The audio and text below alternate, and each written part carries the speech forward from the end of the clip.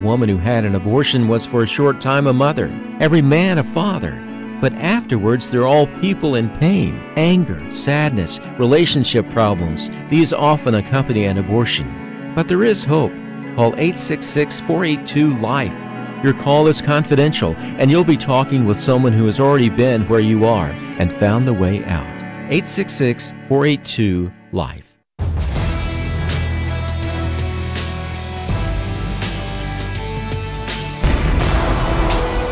Prospers when religion is vibrant and the rule of law under God is acknowledged. An informed patriot is what we want. Welcome to American Family Radio's Focal Point, the home of muscular Christianity on conservative talk radio. Muscular Christianity. Where we relentlessly explore the intersection of truth and politics. The trouble with our liberal friends is not that they're ignorant. It's just that they know so much that isn't so. Now, here's your host, Brian Fisher. Hi, and welcome to this free-for-all Friday edition of Focal Point on the American Family Radio Network. I am your host, Brian Fisher, congenial, convivial, amiable, and effervescent as always. You are listening to Focal Point, the home of muscular Christianity on conservative and talk radio. A lot we're going to get to today. I want to start by plunging into the Word, and our schedule has taken us to Psalm 50. You can follow, you can read along with us and pray along with us by going to pray.afa.net. And there you'll find a scripture passage for every day. Read it in your own copy of the Word, your digital Bible, or your hard copy. Then pray the prayer that you'll find right there on the website, Back to God. You can stay right up with us. Now, the passage that we read this morning and prayed back to God this morning is Psalm 50. Now, one of the things that intrigues me about this is that one of the most misinterpreted and misapplied verses in the entire Bible is found in Psalm 50. Now, Psalm 50 is a sober psalm. Let me introduce it this way. A sober psalm from beginning to end. God is clearly acting in this psalm as the judge of all the earth, and he is not happy. Listen to what he says in verses 1 through 6. The mighty one, God the Lord, speaks and summons the earth. From the rising of the sun to its setting, out of Zion, the perfection of beauty, God shines forth.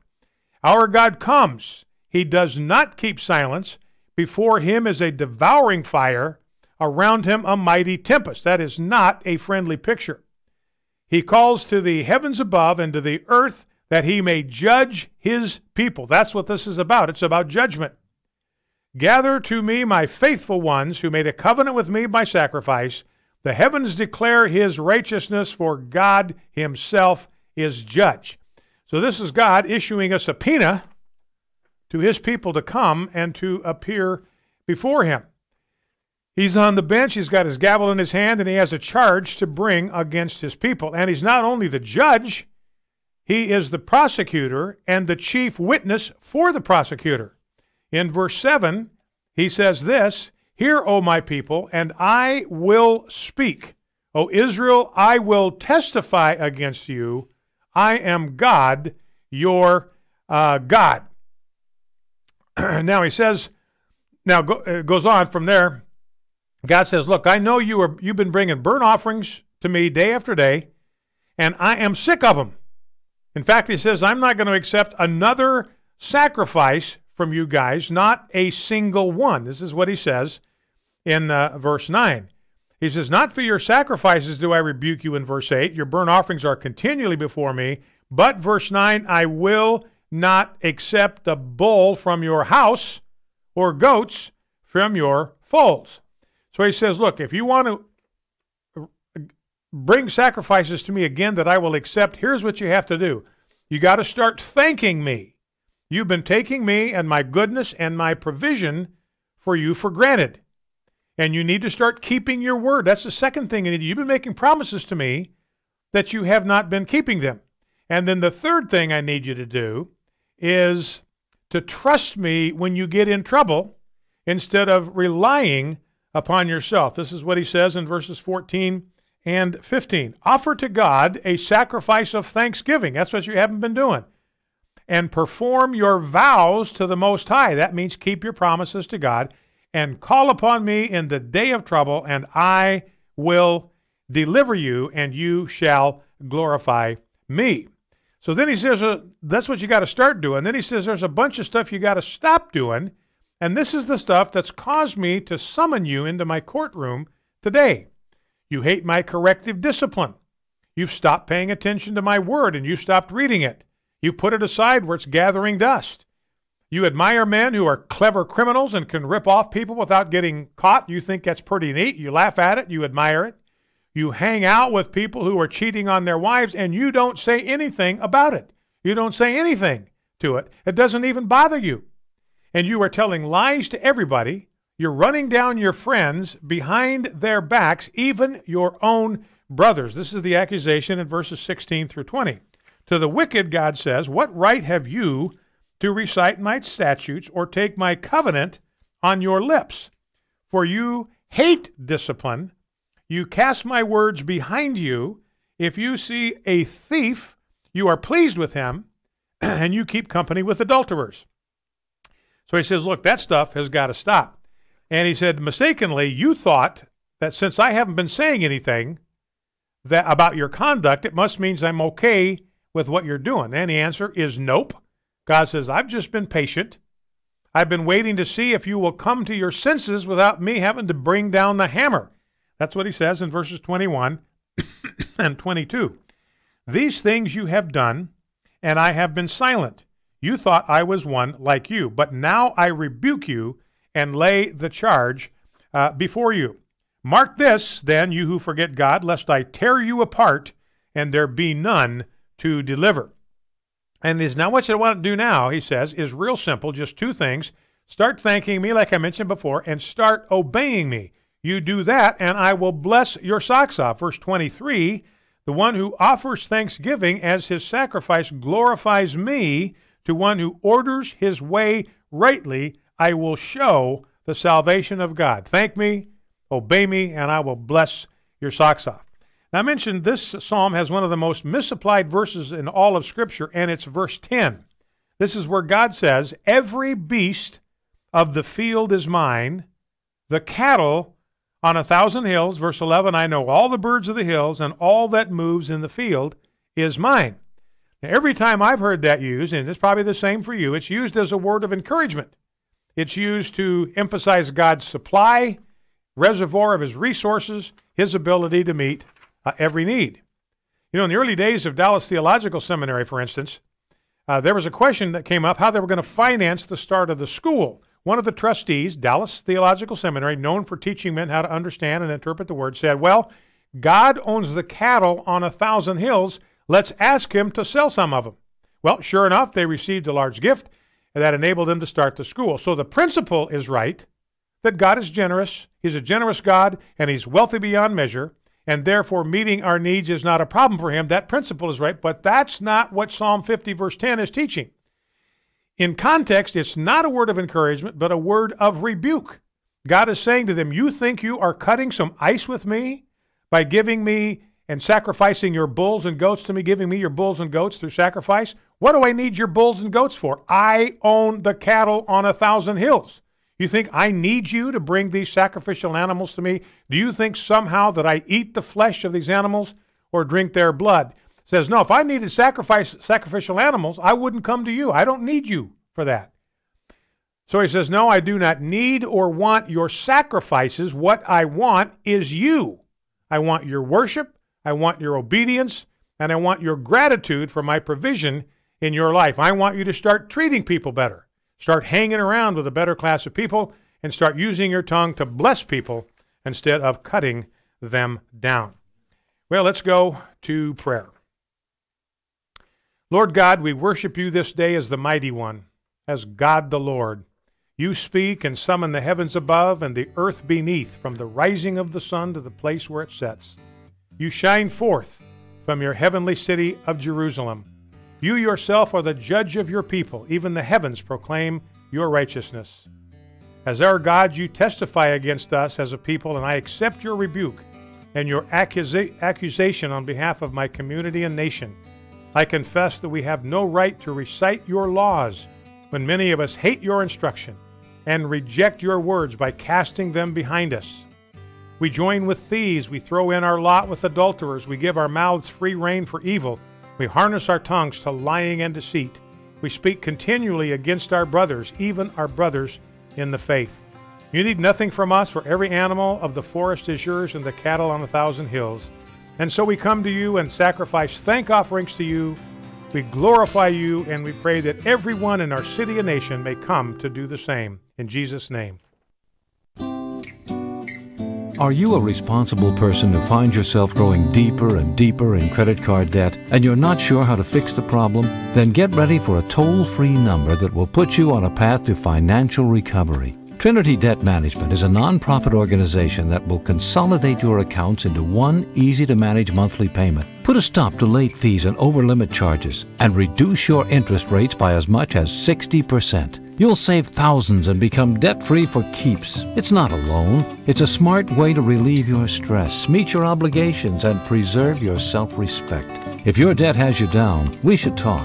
Gather up your bills and call this toll-free number for a free, no-obligation debt analysis. 1-800-788-1813. That's 1-800-788-1813. If you're in debt and you need help, call Trinity at 1-800-788-1813. When the enemy comes in like a flood, the Spirit of the Lord shall lift up a standard against him. My name is Abraham Hamilton III, and this is the Hamilton Corner. Kathy Miller is a devout Christian who also owns Tastry's Bake Shop in Bakersfield, California. She refused to create a customized wedding cake for a lesbian couple. The state of California pursued legal action against Kathy. Superior Court Judge David Lamp ruled in Kathy's favor, saying, "It's an artistic expression by the person making it that is to be used traditionally as the centerpiece in the celebration of marriage. There could be no greater form of expressive conduct." Freedom prevailed in California this time. Listen to the Hamilton Corner, weekdays from 5 to 6 p.m. Central on AFR. For more from Abraham Hamilton III, Public Policy Analyst for the American Family Association.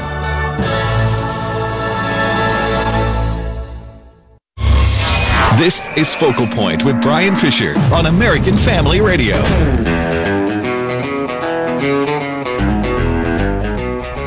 Hi, and welcome back to this free-for-all Friday edition of Focal Point on American Family Radio. Brian Fisher is my name.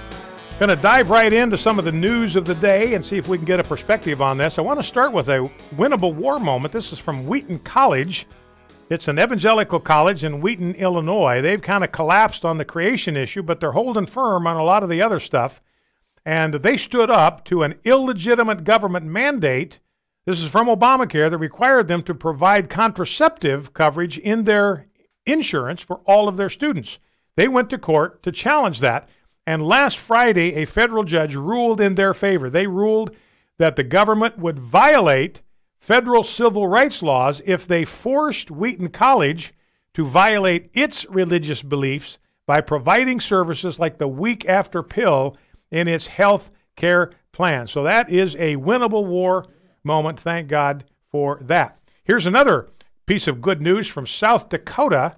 South Dakota has passed an informed consent bill that requires Planned Parenthood affiliate, there's only one, the Planned Parenthood affiliate in the state, to tell women who are seeking an abortion that the procedure kills, quote, a living human being.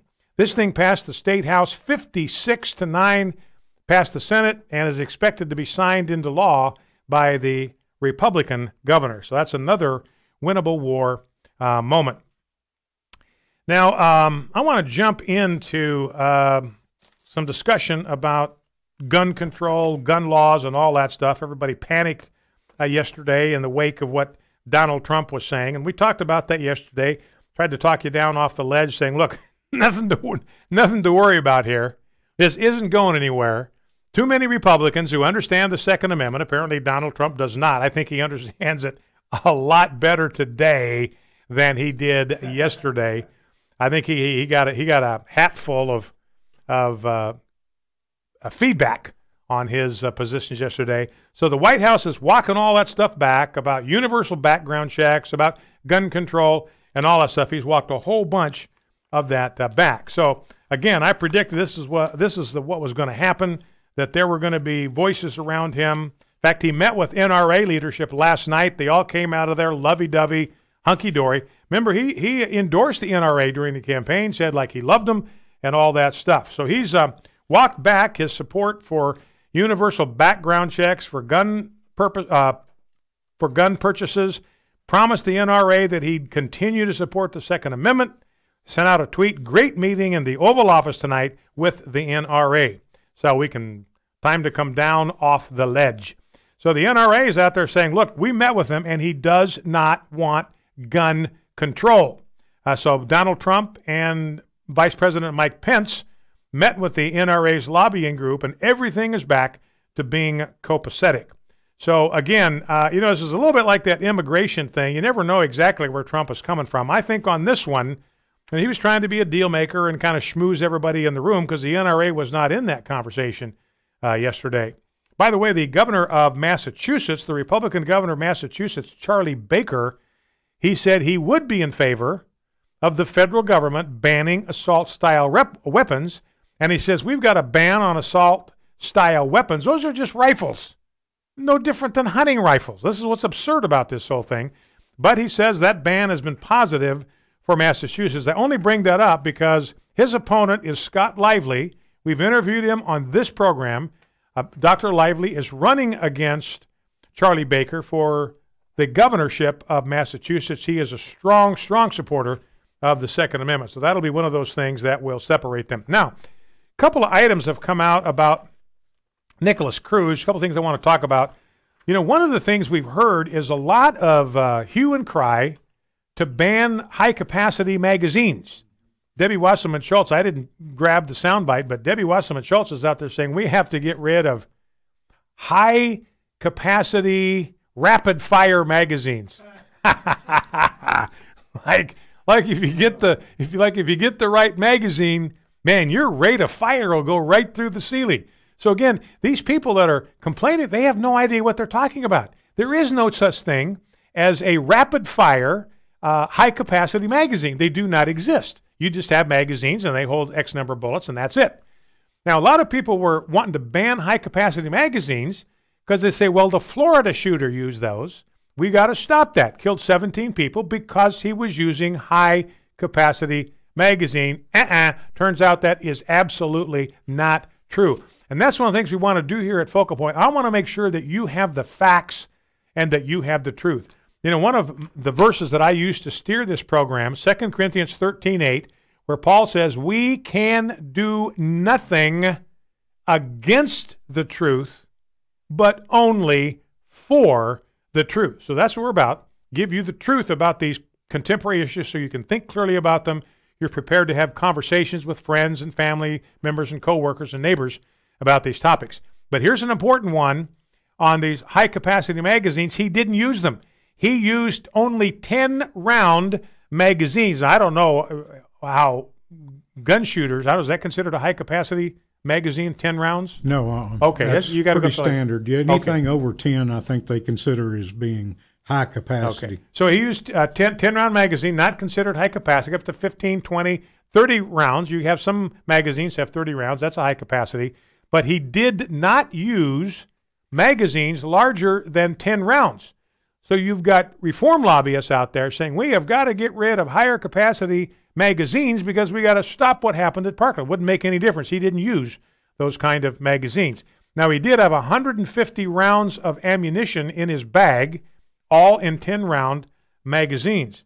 But the reason he didn't use higher capacity magazines, they wouldn't fit in his bag. Now, apparently his AR-15 jammed as he attempted his killing spree. That's why he dropped it and made his way off-site by mingling in with his classmates. Now, here's another thing I want to talk with you about. Again, there's a lot of issues on this. In fact, I did an interview this morning with a radio station in my hometown of Boise, Idaho, with a guy that's a real strong conservative. He came to Boise just about the same time that I was leaving, so we never had a chance to meet. But we talked about this whole idea that we cannot ever, in the discussion of the Parkland shooting, we can't ever lose sight of the fact that Nicholas Cruz is the guy that bought the gun. He's the guy that loaded the gun. He's the guy that went to the school. He's the guy that went classroom to classroom shooting helpless, innocent people. Nobody else did that. Nobody in the NRA did that. Nobody from the Broward County Sheriff's Department, as incompetent as they were, did it. It was his fault and his fault alone. And we need to be sure we keep the moral focus on that truth. But here's an example of some more government failures in this, and it starts at the top. It starts with what Barack Obama did. We've talked about this before, so I'll just review it briefly. Remember, Barack Obama came up with this brilliant idea. We have too many black students who are being arrested. So we've got to get the arrest rate down. As we mentioned, there's two ways to do it.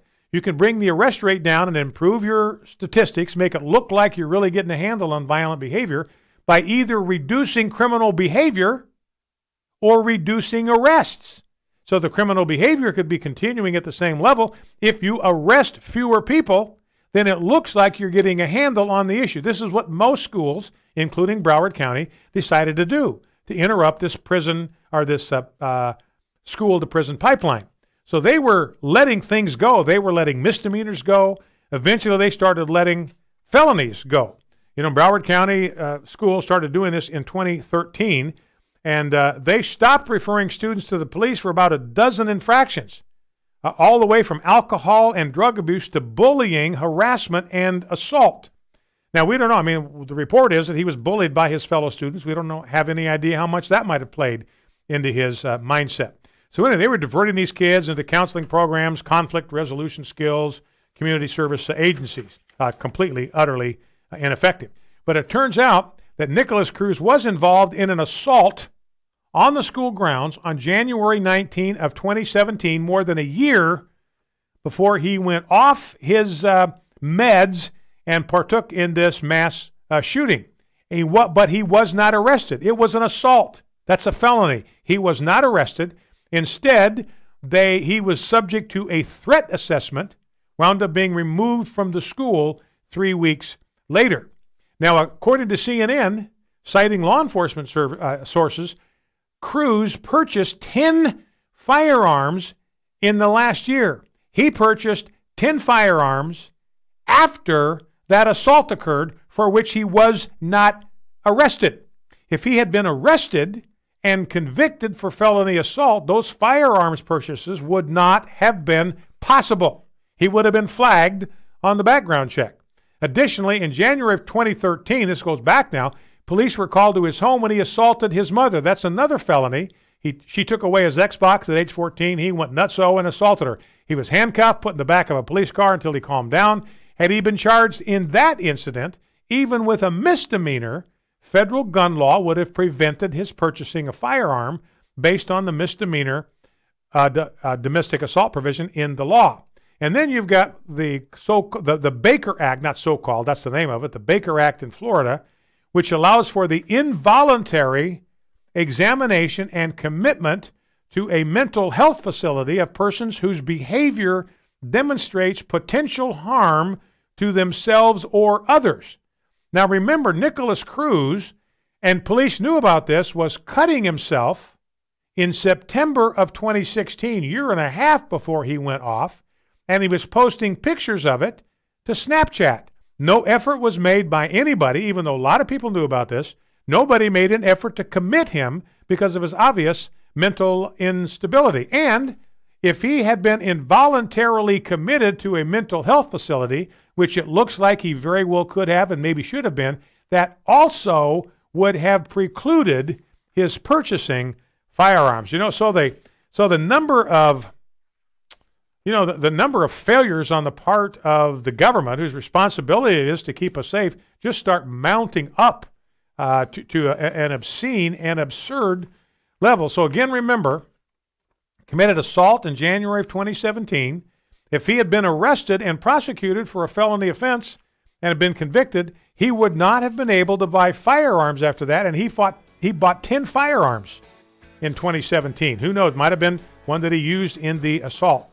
So again, we don't want to forget the fact that this goes back to Obama, number one, and number two, doesn't minimize the fact, we can't minimize the fact that he was the one that made the decision. I mean, there's a lot of other people that have cut themselves and have had mental challenges and have been bullied at school that have not gone off and killed 17 people in a rage. So we can't let him off the hook for bearing responsibility for what he has done. And, you know, I talked about this last week, and I'll mention when we come back, is I wrote a column on it today, which you can find at afa.net. I better check and make sure it's up. But it highlights the nauseating hypocrisy of the left regarding the well-being of children. We'll talk about that when we come back. Focal Point, American Family Radio. Stay with us.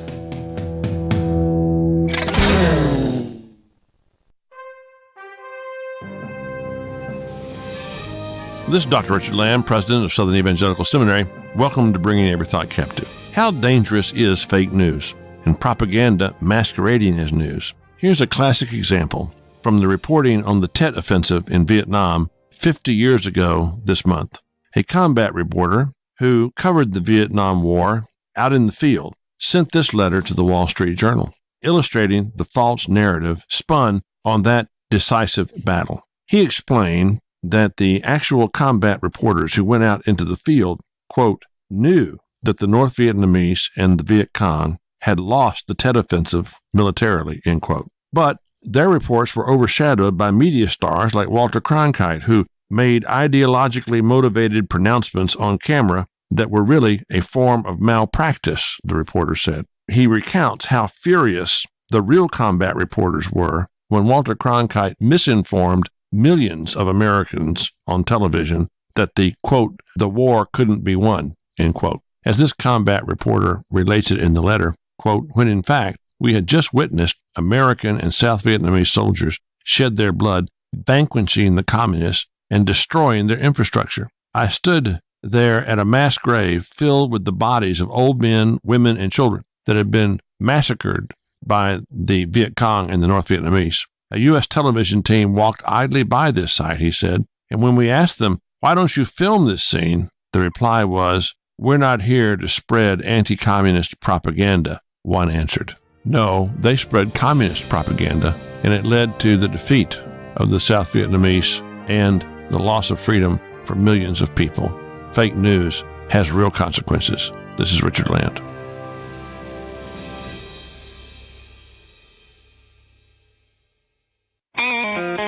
This is Focal Point with Brian Fisher on American Family Radio. Listen to the audio podcast or download today's program at afr.net. You can also read Brian Fisher's columns at afa.net. afa.net.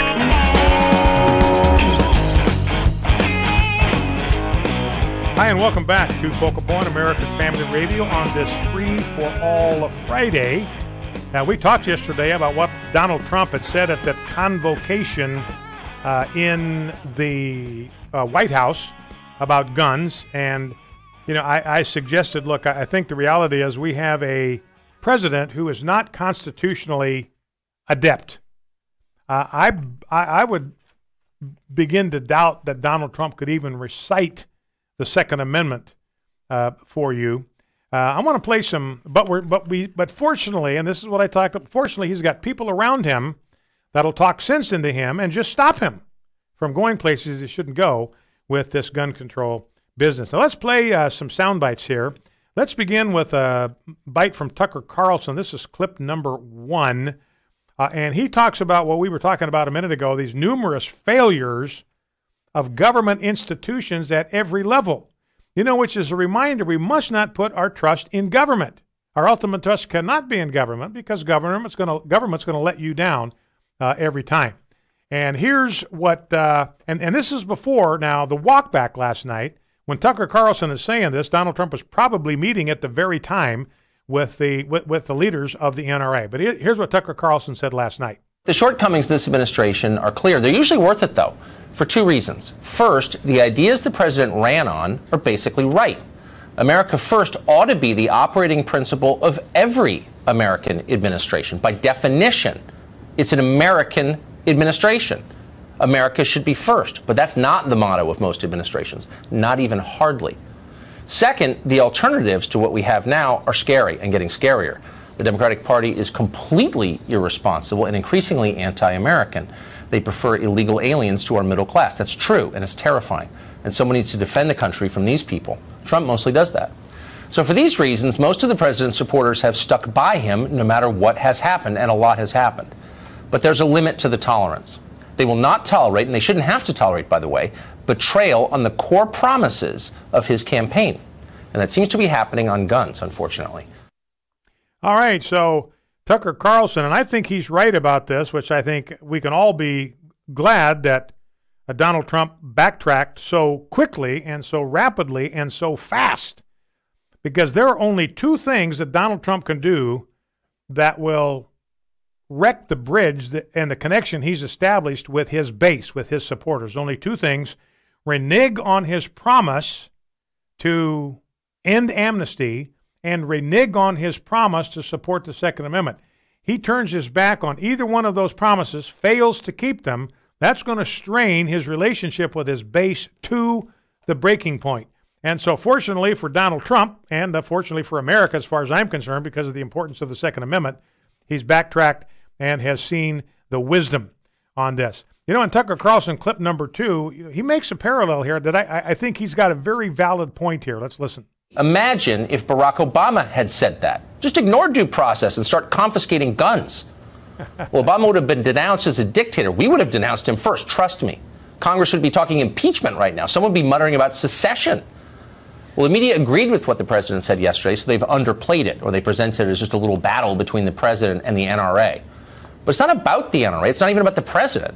It's about the Constitution, and the Constitution remains the same no matter who's in power. That's the point of the Constitution. You know, and that's one of the things to me that's very encouraging about this episode. It's very, very encouraging to me that, you know, people love Donald Trump, you know, and I've seen that in our listening audience. I mean, when I say things that are critical of Donald Trump, man, if I don't even refer to him as President Trump, I hear about it. So I know there's a lot of loyalty and a lot of commitment on the part of the American people to Donald Trump. People love the guy, and they stand by him. And so it's very, you got to be careful when you say anything that could be perceived as criticism of President Trump.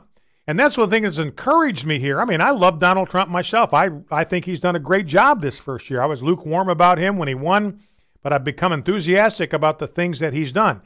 But he's not impervious to criticism. None of us are.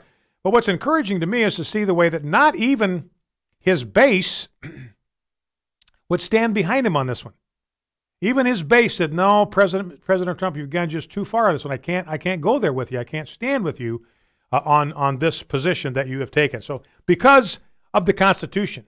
In other words, the American people, even Donald Trump's base, they are putting the Constitution ahead of their affection for a politician. And that, my friends, is very, very good news. Now here's Ben Sasse, senator from Nebraska, clip number 3. So here's what America means. It means that we believe that rights come to us from God via nature, and government exists to secure and protect our rights. Government doesn't give us rights. And when you say something like, we'll take the guns first, we'll grab the guns first, and later we'll have a due process conversation, what that means is government is first, and hopefully you have a bureaucrat that you trust to decide what rights you have. That's not how America works. So American citizens have the whole Bill of Rights available to them, and then in the cases of people who are deranged or have committed crimes, then we do due process and we take away certain privileges that they have. In the cases of people who have mental health problems, we should obviously do something to make sure that they can't get access to weapons. But that needs to happen via due process, not through some bureaucrat who gets to preordain who gets what First Amendment and Second Amendment rights. All right, very good, very succinct and very correct. And Donald Trump's base agrees with Ben Sasse. That's why he didn't have his base defending him on this. They were kind of nonplussed, even bewildered, because they know the Constitution. They know that it defends everybody's Second Amendment rights to keep and bear arms and all that kind of stuff. So overall, I say this is a big plus. I think it's been educational for Donald Trump. I think he's learned something about the Constitution he did not know before. And it's encouraging for us as conservatives to see how many people in America who love Donald Trump, committed to him, loyal to him, have said, no, the Constitution comes first. I cannot set aside my affection for my president if he does something that crosses the lines of the Constitution. All that is very, very good. Now, Condoleezza Rice, former Secretary of State under George Bush, she was on The View yesterday, which is typically hostile territory for a conservative. Condoleezza Rice, by the way, is pro-choice, so she's not conservative on the most important issue of the day. But she, maybe surprisingly to some people, is a defender of the Second Amendment, and here in clip 4, she tells us why she's a defender of the Second Amendment. Let me tell you why I'm a defender of the Second Amendment. I was a little girl growing up in Birmingham, Alabama, in the late 50s, early 60s. There was no way that Bull Connor and the Birmingham police were going to protect you. And so when white night riders would come through our neighborhood, my father and his friends would take their guns and they'd go to the head of the neighborhood, it was a little cul-de-sac, and they would fire in the air if anybody came through. I don't think they actually ever hit anybody. But they protected the neighborhood. And I'm sure if Bull Connor had known where those guns were, he would have rounded them up. And so I don't favor some things like gun registration. All right, Condoleezza Rice, I'm against gun registration, and I am for the Second Amendment because it had a meaningful role, I mean a substantive role, in the life of her family. You know, it's interesting, too. They just shot these guns into the air, and they weren't hassled. You know, that's why I think just having a gun, sometimes just having a gun, somebody sees a gun, they see that, they know that somebody has a gun, that's the end of it. They're not going to tangle with that because nobody wants to get shot. So Condoleezza Rice may be a surprising advocate for the Second Amendment. Anyway, that's another piece of good news. Now, what I wanted to talk about, and my column is up at afa.net, and the title of my column is The Nauseating, Obscene Hypocrisy of the Left Regarding Children. The hypocrisy here, the double standard, is obscene, it's vulgar, it's nauseating, it's reprehensible. Because remember, if you listen to the left, what are they all about? They are all about children. It's always about the children. It's always for the children. We have to pass this law or that regulation for the children. So they create this impression, it's completely phony and wrong-headed, that they care about children. That's what they want you to think. But my assessment is that they use children shamelessly to advance their regressive agenda. I call it a regressive agenda. They call themselves progressives. They're not. They're taking us backwards. They're taking us back to the Dark Ages in morality and social decency. And what they want to do is they want to try to bludgeon us into silence by accusing us of hating children if we disagree with them. They feel that gives them kind of a bulletproof line of defense. You criticize my position, then you are hating children, even though the reason I may be opposing you is because I love children and I think your proposal is going to make them more vulnerable. And I suspect the reality is actually the other way around. I believe it is the left that truly does not care about children. Children are simply a manipulative tool that they can use to bulldoze Americans into accepting their radical agenda. The left resists virtually every proposal that is actually and in reality good for children and will improve their lives. For instance, they oppose every effort we make to protect children in the womb. They favor high taxes, which pull young mothers into the workforce and away from their children. That's not good for preschool children. They fight every school choice proposal that comes down the pike, proposals that would allow parents to choose the optimum learning environment for their children. That's not good for children. They get stuck in whatever government school they're assigned to by their zip code. How is that good for children? The left virulently opposes any people who want to restrict adoptive placements to homes with a married mother and a father, even though abundant social research is beyond question now, has demonstrated that that is not an optimal nurturing environment for children. And they oppose the concept of arming trained school personnel to provide protection for innocent students, even though that is one of the common sense solutions to this problem. So the reality is that the leftists do not resist evil. They only resist the people who do resist evil.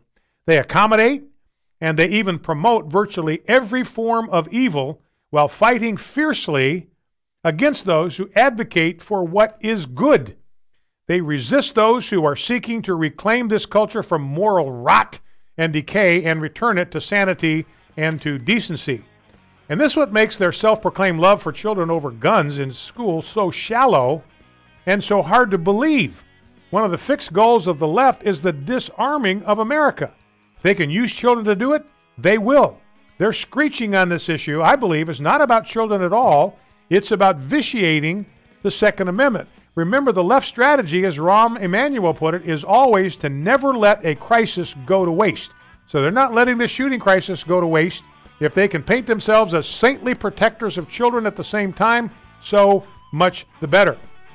You know, and Kamala Harris, we'll play the soundbite on the other side of the break here. You know, but Kamala Harris, she's going to be, I believe she'll be the Democratic nominee in 2020. And she said, look, this cannot be a political issue. And she gave a reason why this cannot be a political issue. We'll hear from her, and we'll talk about it when we come back. Focal Point, American Family Radio. American Family Coffee is coffee with a cause. Not only is it a delicious way to start your day, but it can also wake you up to the idea of supporting the American Family Association through a product you'd normally buy anyway. And you know, there's almost nothing as wholesome and basic to American culture as a good cup of coffee. Choose from morning blend, evening blend, and everything in between. Get your American Family Coffee and support the American Family Association at afastore.net. Exposing Washington with Walker Wildman. So who is responsible for the dysfunction in Washington? That's what we're going to be discussing today. We have become one of the most litigious societies on the planet. The goal of this show is to bring clarity to the news coming out of Washington, D.C., and to expose the deception that has plagued our nation's capital for decades. Exposing Washington. Each Saturday at 2:30 p.m. Central. On American Family Radio. Hey, I'm David Ware from Hillsong Worship. No matter how trapped you might feel by drug or alcohol addictions, there is a way to break free and find a new life in Jesus Christ. Hi, I'm Madison. Meth almost killed me. I was laying in the hospital bed and my son brought me my favorite flowers and he knew what they were. He picked them out. And that's when I realized I needed a better life, not just for me, but for him as well. That's when I decided to come to Teen Challenge. God has turned my whole life right side up again. The little boy who brought me flowers and gave me hope is back in my life. God's been good to me. Teen Challenge helps both teens and adults find freedom from addictions to drugs and alcohol. If you or a loved one is ready to experience a new life of freedom and hope, you can tell Teen Challenge toll-free at 1-855-END-ADDICTION or visit them online at teenchallengeusa.com. You're listening to American Family Radio.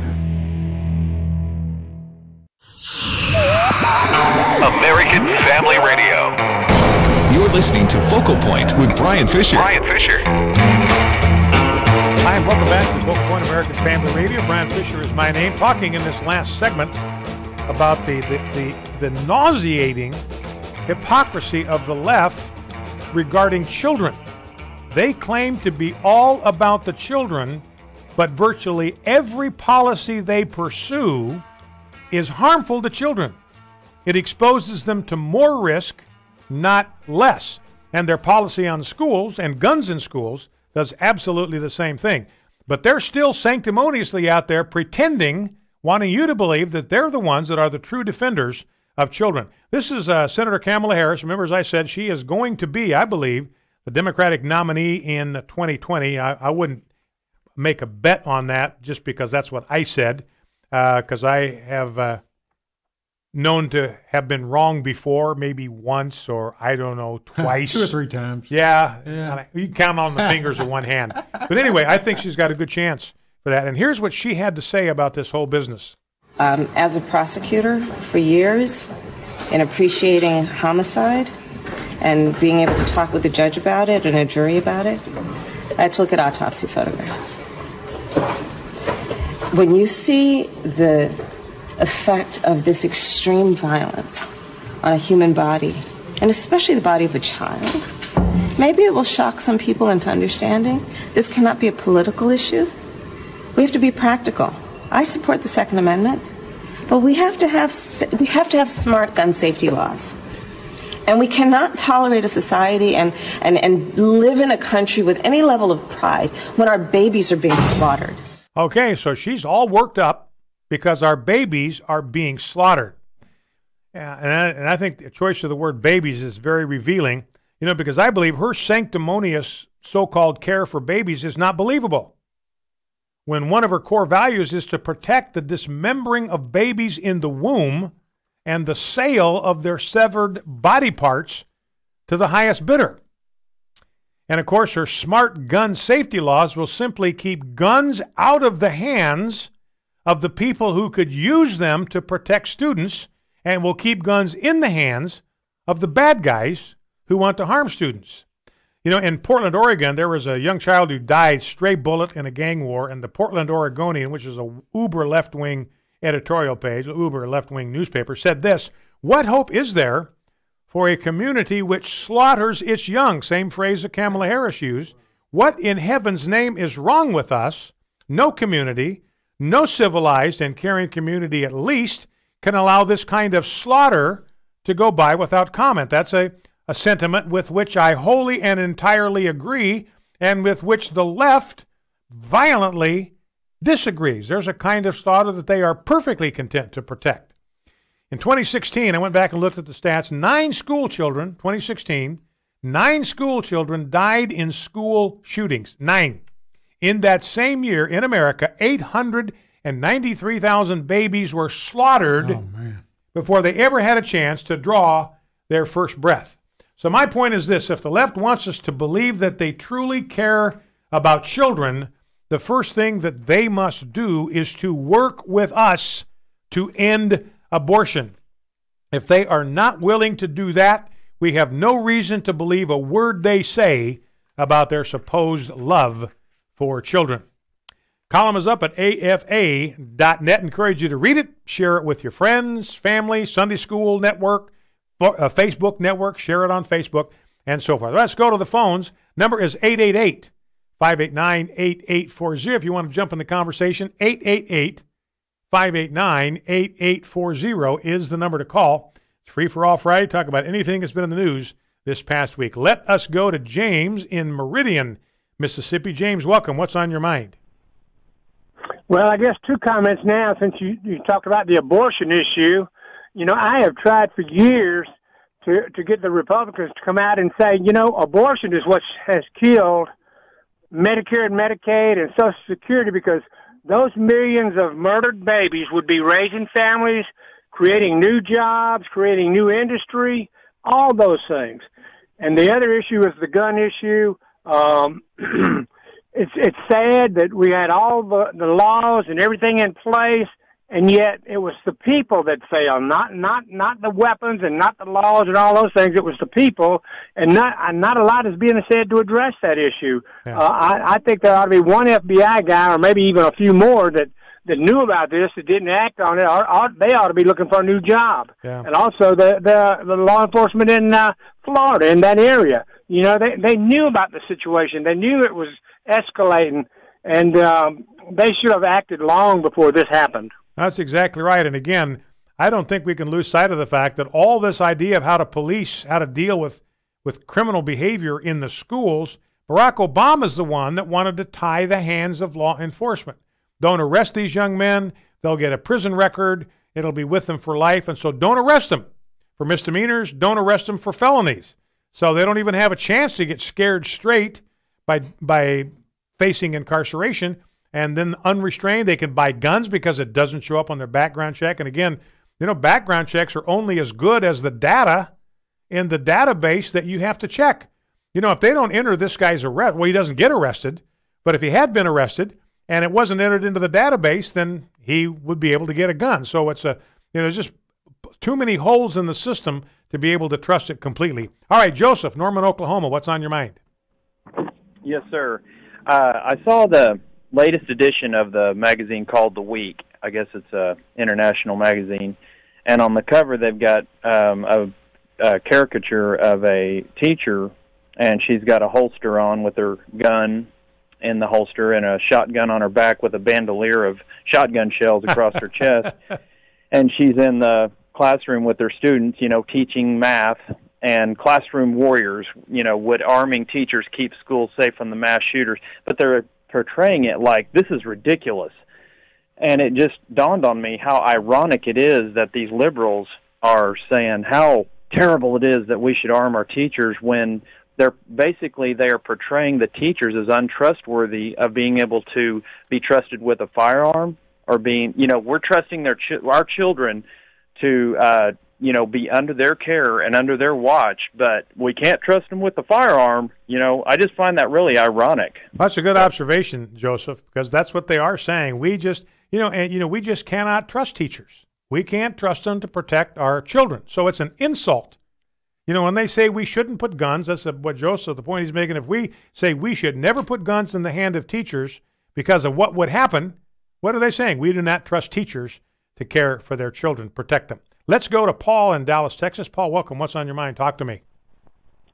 Yes, thank you very much for pointing out the baby slaughter argument of the left, which is what's really maddening for me is their use of the pronouns. It's, every time this Cruz guy or somebody, other psycho, shoots up a school, it's we. Look at this. We're slaughtering our children. We this, we that. I didn't shoot up a school. Brian Fisher didn't shoot up a school. The NRA didn't shoot up a school. But it's we. And the real hypocrisy and underneath that we, I can almost promise you that those editors in that Portland newspaper, they're absolutely top activists in making sure there's as many abortion clinics in as many neighborhoods as they possibly can get. So while they run around and try to collectivize the act of one lone crazy person, it's like they don't want to own their own culpability in what is absolutely an organized, funded, and well-supported by too many people in this country, silent genocide. All right, Paul, listen, a great observation, great comment. And, he's right about the editorial use of pronouns here. What the left will do, if it's a perpetrator they want to protect, they find a way to minimize or to excuse what he did.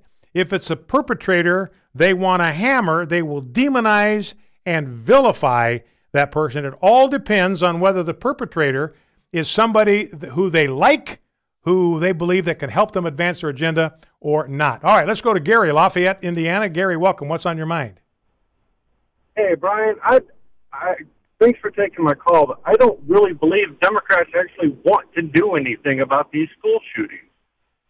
If you look at Virginia Tech, it happened in April before Barack Obama was elected. When he came into office, he had a Democratic Congress, Democratic Senate, and the White House. And they didn't do anything. All they're doing is using this stuff as political points. Well, that's a very good point, Gary, because you're exactly right. They controlled all three houses, both houses and the Oval Office in 2010 and 2011, or 2008 and 2009. Strike that, because the Republicans took back the House in 2010. So they had 2 full years where they could have passed all the gun control legislation they wanted, and the Republicans could not have stopped them. They did bupkis. I think Gary's right. They really do not want to do anything.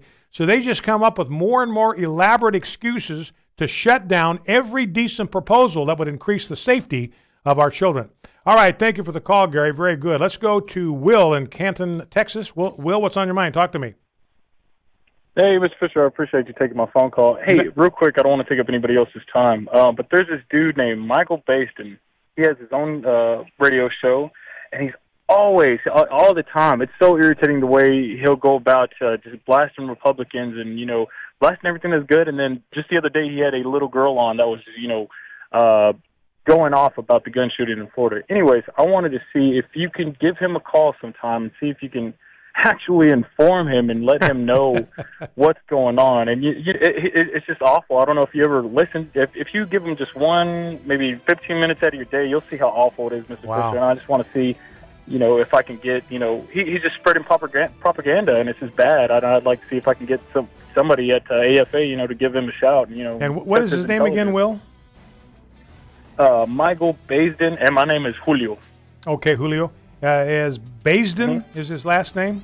Basden. Yes, sir. Michael Basden, and I'm looking at his profile right now on Wikipedia. All right. And he's from out of Chicago, Illinois, so he may be a Democrat. You know what I'm saying? All right, yeah. All right, Julio. Well, I'll keep that in mind. See what we can do. All right, thank you, sir. That's it for the first hour. Frank and Helen Ann, if you can hang on, I'll take you coming right out of the news.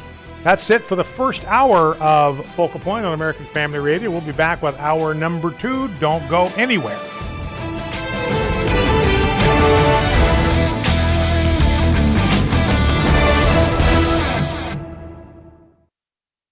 Faith, family, freedom. American Family Radio.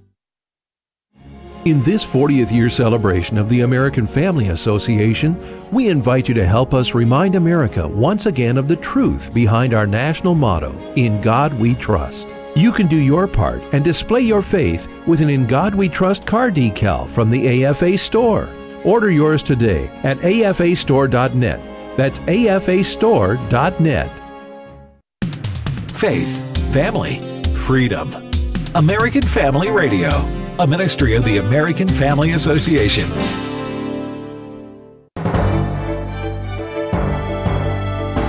American Family News, I'm Rusty Pugh. Both a sheriff's deputy and a suspect in South Carolina are recovering from gunshots after a traffic stop went bad early today. Eben Brown has more.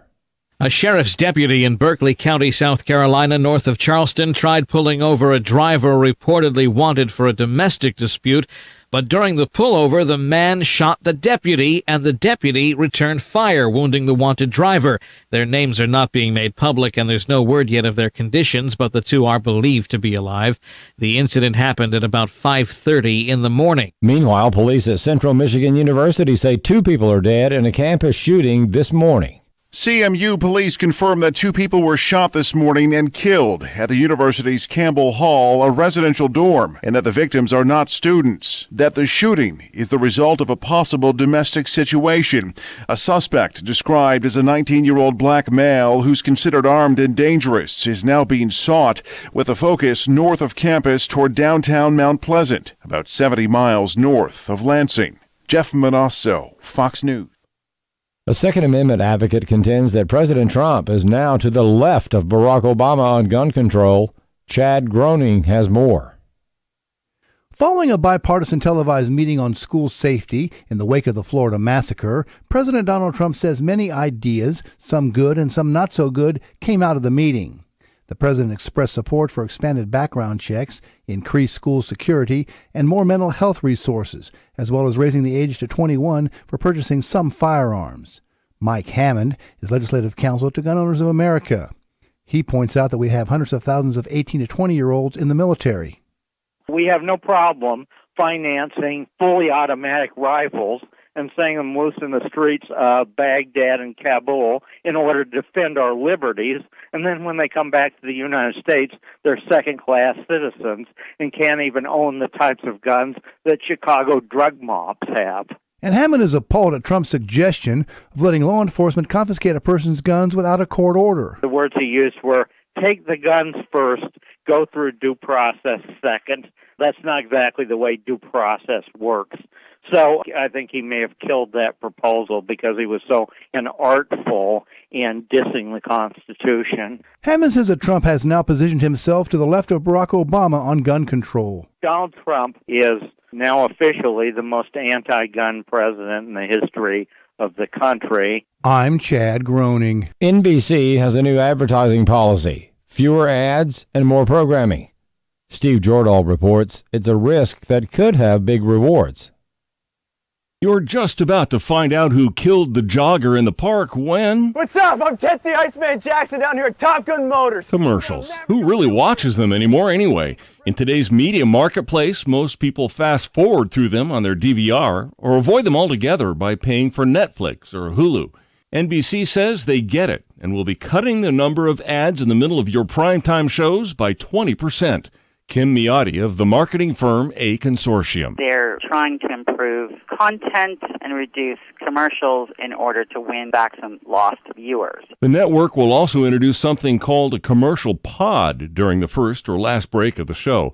It's a 60-second break that will be dedicated to one or two advertisers, allowing them to do something more creative than a normal 15-second ad. You got to be memorable.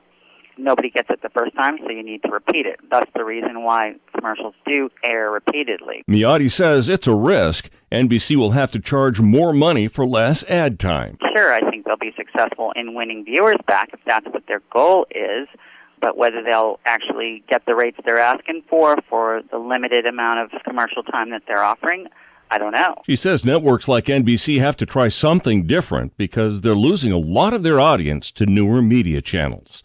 I'm Steve Jordahl. American Family News is available online at onenewsnow.com. Follow us on Facebook and Twitter, and download the One News Now mobile app. I'm Rusty Pugh. Hi, this is David Barton of Wall Builders Live, inviting you to join me here on American Family Radio this weekend. We take the ideas of the Founding Fathers and apply those ideas to the major issues of the day. Our guests include those who are in the headlines, as well as experts on issues facing this great nation. Along the way, you'll discover the role that faith has played in our nation's history, as well as in dealing with the issues we face right now. Join us Saturday afternoon at 2 Central here on American Family Radio.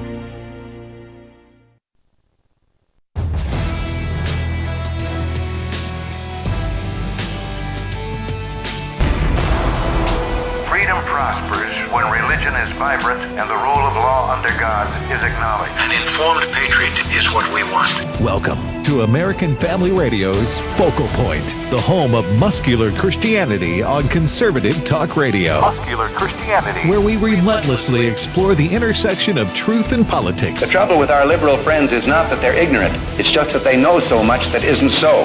Now, here's your host, Brian Fisher. Hi, and welcome back to the second hour of Focal Point, American Family Radio. Brian Fisher is my name. Happy to have you in the conversation, live streaming us on Facebook, listening to one of our stations on the AFR Talk Radio Network, audio streaming us at afr.net, listening to us via podcast, catching us live streaming at Facebook. We upload the program to the Facebook page, the website. After we're done, it's there with an extensive table of contents so you can find your way around. So good to have you in the conversation, however you happen to be here. Got a couple of calls want to clean up. We got our guest, Dan Gainor, going to be with us at 2:15.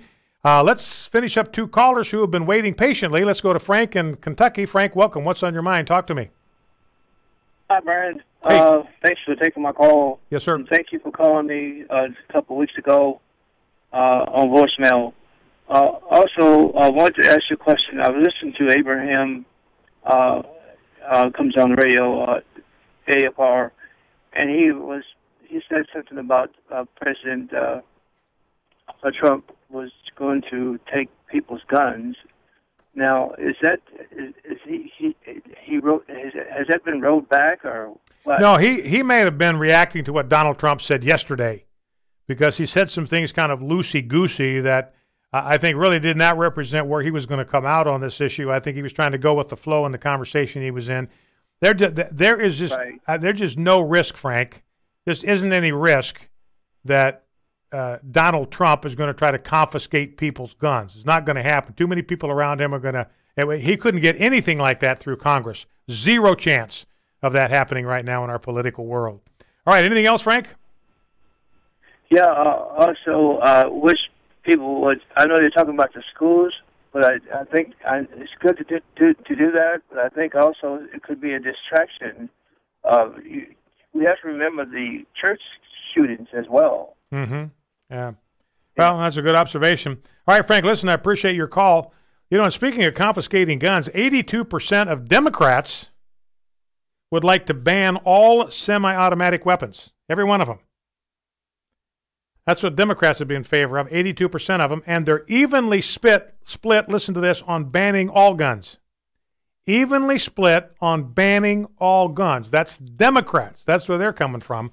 So that's the risk. Wow. I mean, I'm not endorsing or anything. I'm just saying the risk you run, you elect a Democrat to office, he's going to work with other Democrats to take your guns. Just be advised. That's a scary And the two top issues going into 2018, that's why I said we got nothing to worry about. The two top issues going into 2018 are gun control and immigration. You know, Russian collusion, dead last on the list of things that people care about. Dead last. They care about what's going to be done with immigration and with gun control. Remember, Donald Trump made two very prominent promises with regard to those things. He's going to support the Second Amendment. He's going to defend it. And he is going to end amnesty. So those are the top two issues. That's what Americans are focused on. And Donald Trump's got the right position if he'll stick to them on both of those issues. All right, let us go to Helen Ann in Ripley, Tennessee. Helen Ann, what's on your mind? Talk to me. Good day, Brian. Let me say first, I count this a privilege to even get to speak with you. and make these comments. Well, thank you. I'd like to make comments on everything in one lump sum here concerning the gun control, what's happening to children, babies being murdered in the womb. Every bit of this is written in the Word of God, as we all know. God revealed this to Daniel. It literally made him sick of what's coming, what this day was going to be like and what's coming, to where he couldn't do the king's business for certain days. It was recounted in the New Testament by Jesus, the Son of the living God. But I'm going to send you, Brian, 2 messages in the form of poems. This is 2 messages of many God has given me over a period of time. And I think you will find it of great interest. One of them is called Drop the Hammer on the Guilty, Not the Gun. And the other one is called It Is Written, Worldwide Breakdown. And all of these things that are happening in this nation and in the world itself is written in the Scripture. And it, just like Jesus said, every jot and tittle must be fulfilled. And it's a very, very terrible time, but nothing is taking the great God of heaven by surprise. He beheld it all. And I want to send that to you. But all of these things that are happening, Jesus gave strong warning against doing harm against a child. Mm-hmm. The Word of God speaks of this spirit of homosexuality going to sweep the face of the earth again. And because he used Sodom and Gomorrah as the example of that which was to come, written in the book of Jude, for one. Yeah. But I just want to send this to you because it just grieves my heart like it does so many other people. But all of this is going to happen, and no man can stop it. We can only pray, seek God for strength and help, and pray for others, and help others as we can, as God allows us to. All right, Helen Ann, listen, good to hear from you. Great to have you on the program, and look forward to reading what you've got there. Look forward to that anxiously. All right, Helen Ann, thank you very much for that. Let's, speaking of the abortion issue, let's play a couple of clips from Ben Shapiro's appearance at Cal Berkeley. And he was facing off with a pro-abortion supporter. This is a guy that wanted to dismember babies in the womb. And so he gets into an exchange with Ben Shapiro. It's all very civilized, very illustrative of how this debate can be handled. Here is clip number 1, Ben Shapiro talking to a pro-abortionist.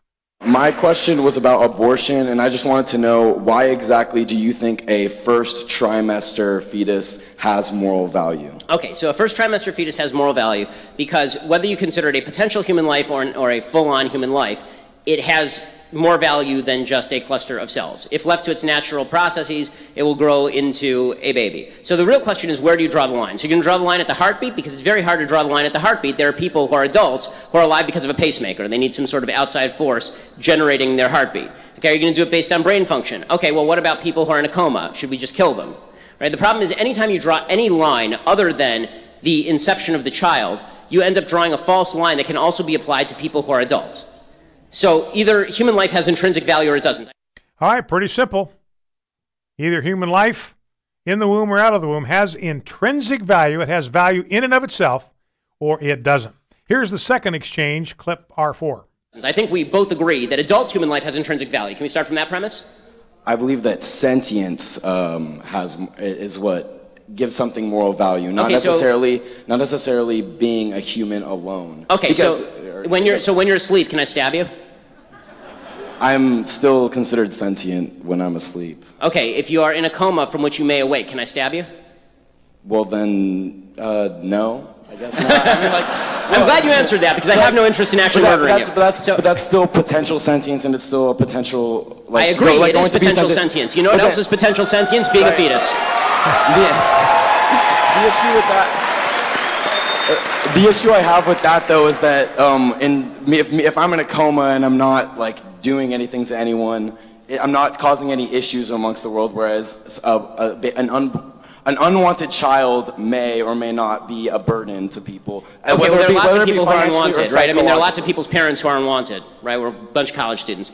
The problem is that now you're shifting the argument, right? Before you were making the argument based on the intrinsic value of a life based on sentience, and now you're talking about the level of burden that somebody presents as a separate moral argument. Okay, I don't believe that you being a burden on somebody is justification for them killing you.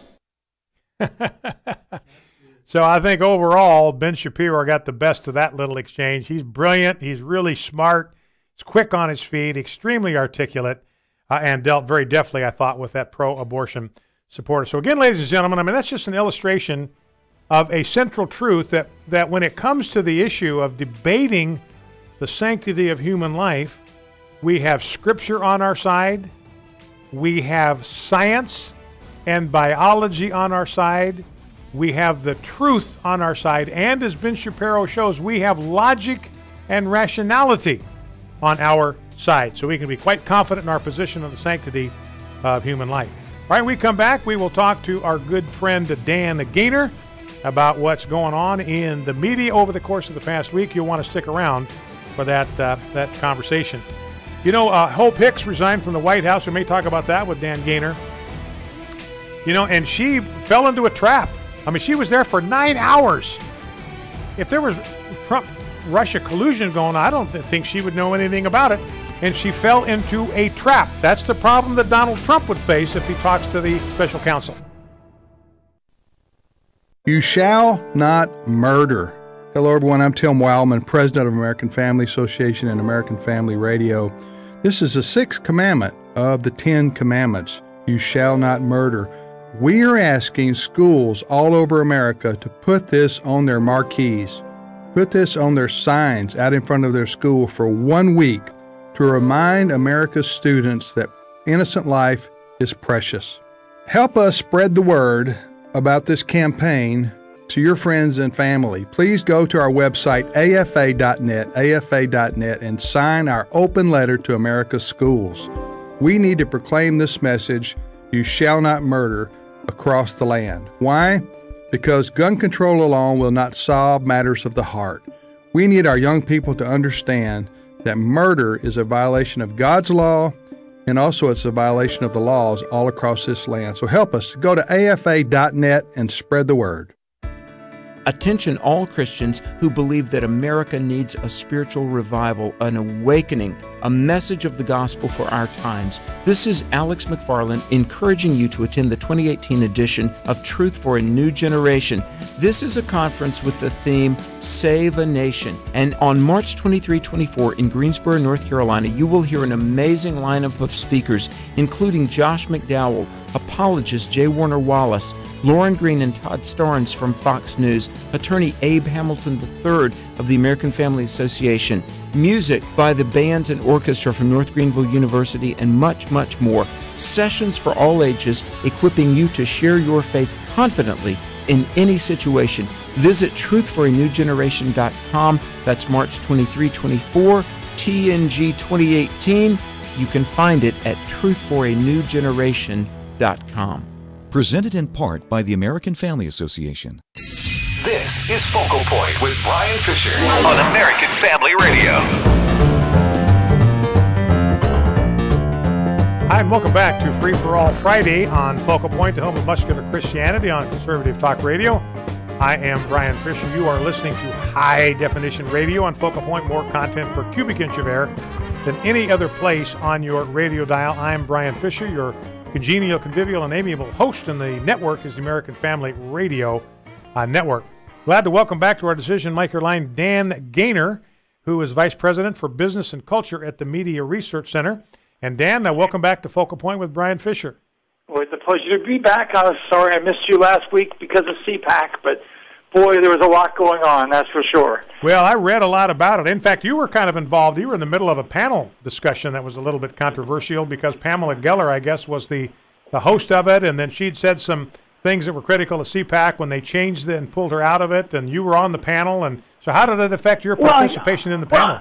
Well, I was going to say, I love Pam. I've been a big fan of hers. I think everybody who was on the panel, it was James Damore, James O'Keefe, and I think we all felt that the panel had to go on because it was too important. And so I think that's really where it went to. And then here we are just a few days later, we see, the panel was talking about censorship of conservative voices online. That was, and James Damore actually talked about how the conservative voices run into problems even offline in the tech world. And that's why he's suing Google. And then here we are just a few days later, and Twitter announces major revisions to how they're going to handle human interaction on Twitter. They're talking about measuring it so we have better discussions. And Jack Dorsey, the head of Twitter, has been skewered across the platform, even by liberals, because people basically said, we don't want you controlling our speech. but they want to control our speech. And so we've seen instances of YouTube shutting down conservative channels. Facebook put an alert on Babylon Bee that they've already had to apologize for. I don't know if you use Babylon Bee. That's a hilarious website. It's frankly, it's funnier than The Onion. It's what The Onion should be. Right. And so Babylon Bee did a story about how CNN had purchased a giant washing machine so it could spin the news. and apparently Snopes felt obliged to write up an analysis of, that, this was intended to be satire. So you try to post it, and this happened to me because I saw the story and I wanted to test this. So I shared it on Facebook, and yes, you got an alert. Like, there's an alert from Snopes about this story. I'm like, oh my God! One of the big problems, besides all the left-wing insanity that these crazy tech companies are trying to ram down our throats, one of the problems is they just don't assume we're adults. Wait a second, you might mistake the fact that Babylon Bee said that CNN bought a giant washing machine. Well, if you did, too darn bad. I mean, this is not earth-shatteringly important. If you want to live your life assuming that CNN is spinning the news with a giant washing machine, but then you've got other problems. Well, and it strikes me, Dan, one of the observations I've met about people on the left, they have no sense of humor. You can't use parody with them. You can't use satire with them. If you're poking fun at them, they have no sense of humor. Conservatives, we learn to laugh at ourselves. We don't take ourselves all too seriously because we realize there are a lot more important things in life than us. But liberals just do not seem to have the capacity to receive humor when it's directed at them. Well, the whole history of humor, and Jerry Seinfeld got into this. It's one of the reasons why he said he no longer does humor on college campuses. The whole history of humor is supposed to be counterculture. And so in the 60s, humor was, we're going to skewer government, or skewer big business, etc. But now, the people who push the humor narratives, Comedy Central, and they're all liberals. Across the board, almost every top comic either is a liberal or has to pretend to be. So you get just bombarded with, we're going to make fun of Trump. Well, how edgy is that? How inventive is that? Because if you're saying the same thing that other liberals are saying in other comedy shows or other dramas or on Twitter or in politics, it's not funny anymore. It ceases to be edgy. You take zero risk. No one's going to say, Dan Gainor said something controversial. You never say anything controversial. You don't get noticed. You don't get laughs.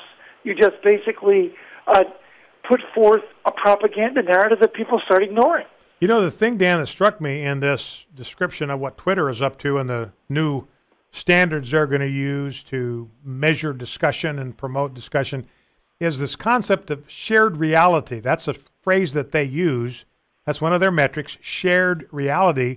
And that's kind of spooky. I mean, it ought to be real spooky because the question then that raises, well, who gets to define what reality is? Whoever gets to define what reality is, they can shut down and shut out anybody whose reality doesn't conform to the one that they have manufactured in their minds. Well, yeah, the obvious points, the left would say, well, it's climate change. You have to accept our reality.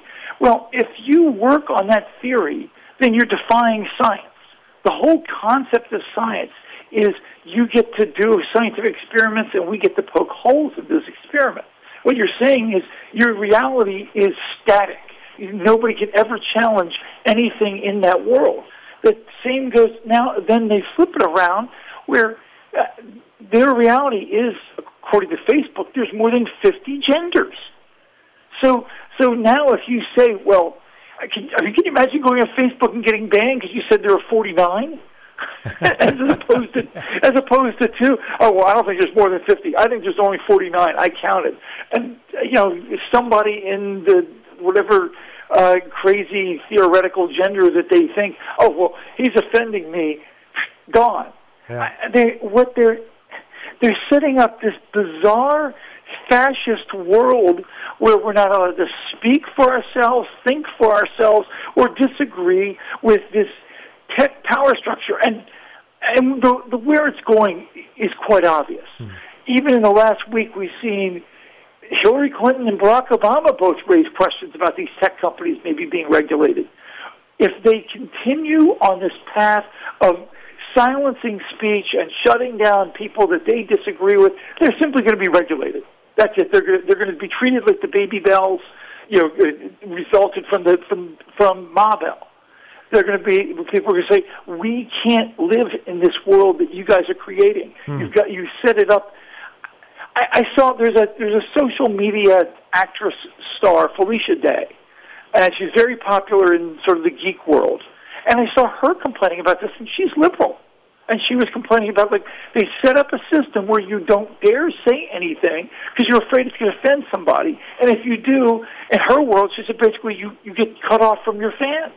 Well, and there's a program. I watched a few episodes of it. It's kind of an intriguing concept called How to Get Away with Murder.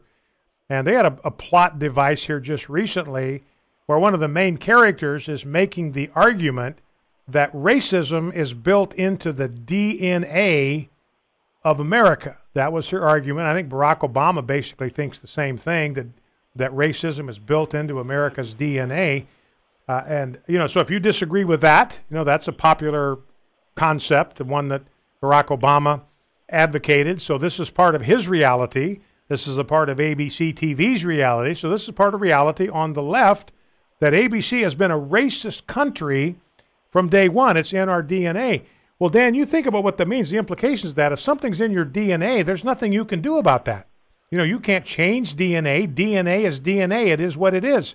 So the only thing you can do, if you got an organism that's got bad DNA, all you can do is destroy that organism and rebuild it from the ground up. And that would be where that thinking would go if America, as it exists, is racist to the core. It's racist in its DNA. There's nothing that can be done about it.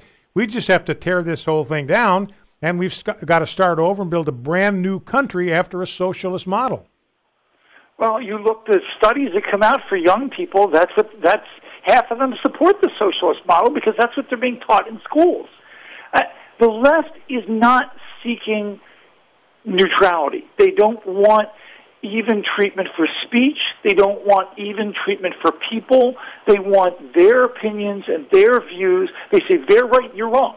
So what they really want to do is say that the history of this country was wronged them.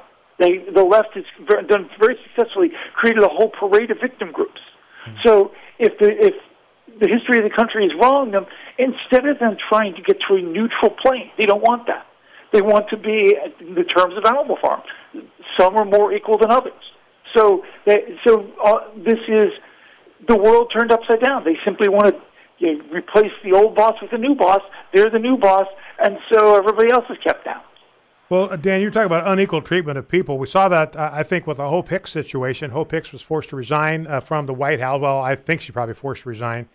But at any rate, Hope Hicks is obviously a very accomplished woman. She's very bright. She's very attractive. And so you would think a woman that had ascended to that level of political accomplishment where she's at the right hand of the President of the United States, you think they'd cut her a little bit of slack when something like this happens to her. Is that what happened? Did they treat her with the kind of respect and admiration they would treat a liberal woman in the same place? No. In the Me Too era, the only people it's okay to mistreat for women are conservative women. So Hope Hicks, because she dared work in the Trump administration, when she announces her resignation, they treat her like garbage. They make jokes about Trump trying to have sex with her. They talk about, where's Trump going to find other people to steam his pants? And this is a remarkably accomplished, successful conservative woman, and yet this fits the pattern of the way the left treats conservative women. Look at Kellyanne Conway, that Saturday Night Live repeatedly made fun of her in sexual ways. Because she can't be a brain. She can't help elect a president of the United States in a way that no woman had ever done. Well, when you think about this, Dan, I mean, Kellyanne Conway ought to be a feminist icon because she is the first female, the first woman to ever steer a presidential campaign to victory. I mean, she ought to be a feminist icon, but instead she is demonized and vilified. Our guest has been Dan Gainor, Vice President for Business and Culture at the Media Research Center. Dan, as always, very informative. Appreciate having you on. I hope you just have a terrific weekend and hope to be able to talk to you next week. Thanks. You can count on it. Take care. Okay. Thanks, Dan. God bless you. Have a great weekend. Dan Gainor, Media Research Center. We'll be right back with more content. We're going to get you up to speed on what's going on with the whole Mueller thing and some of the contortions that are going on in that place. So stay with us. You're listening to Focal Point on American Family Radio, and we will be right back.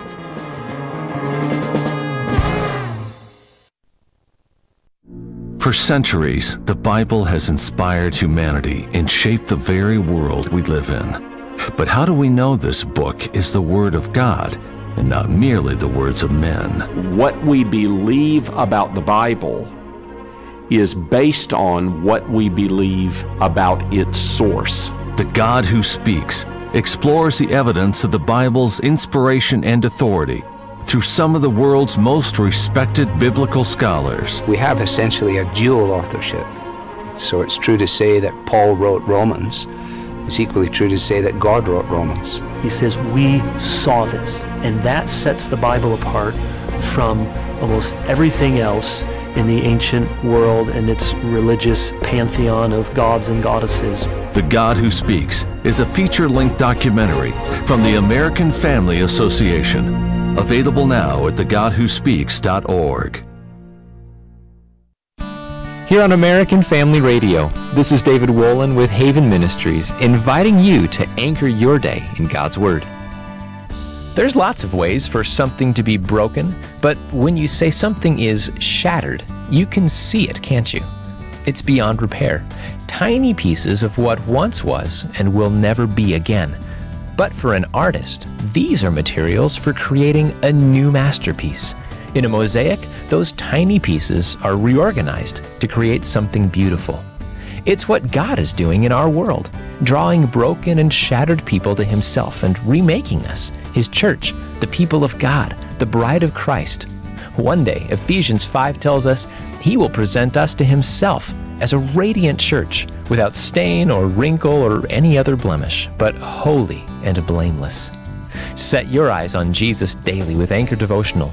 Just visit getanchor.com. American Family Radio. You're listening to Focal Point with Brian Fisher.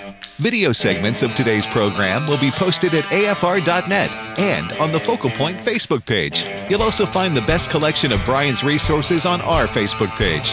If you're on Twitter, be among the very first every morning to find out what the day's show will be about. Just follow Brian at Brian J. Fisher. Brian J. Fisher. Hi, and welcome back to Focal Point American Family Radio. Brian Fisher is my name. Today was the funeral for Billy Graham. It was at his retreat in North Carolina, I believe at the Billy Graham Evangelistic Center. Maybe not where he lives, but certainly an area that's very familiar to him, very close to his home. That's kind of his home base there in North Carolina. And I got just a couple of excerpts. This is a rich ceremony, great songs. The Gaithers were there. Michael W. Smith was there playing the piano and singing stuff. And a lot of leaders coming to pay their last respects to Billy Graham. Now, here is Ann Graham. This is the daughter of Billy Graham. She's an evangelist in her own right, Ann Graham Lotz, and she had this to say about her father. There is hope for tomorrow. This life is not all there is. The best is yet to come. So I want to make a pledge to my daddy. And I pledge to you, Daddy, that in view of his appearing and in front of all of these witnesses, I will preach the word. I will do the work of an evangelist. I will share the gospel. And I will run my race and live my life so that 5 minutes before I see Jesus, I have no regrets. I will live my life to exalt and glorify the name of the Lord Jesus Christ. So I love you, Daddy.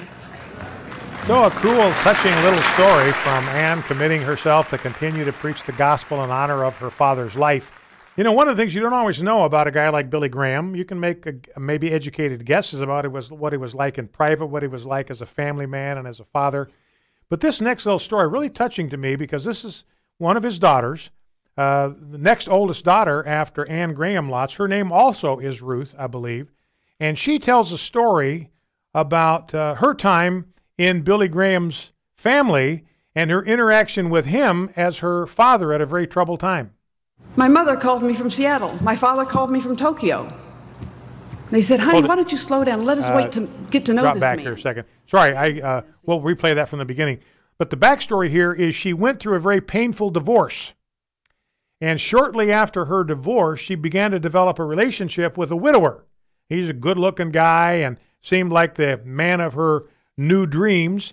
And her parents were trying to slow her down. Look, you need to slow down. This is awfully soon. It's awfully quick. You need to get to know him better before you make a decision of this magnitude. But she plunged ahead and married him. Let's listen. My mother called me from Seattle. My father called me from Tokyo. They said, honey, why don't you slow down? Let us wait to get to know this man. They had never been a single parent. They had never been divorced. What did they know? So being stubborn, willful, and sinful, I married this man on New Year's Eve. And within 24 hours, I knew I'd made a terrible mistake. After 5 weeks, I fled. I was afraid of him.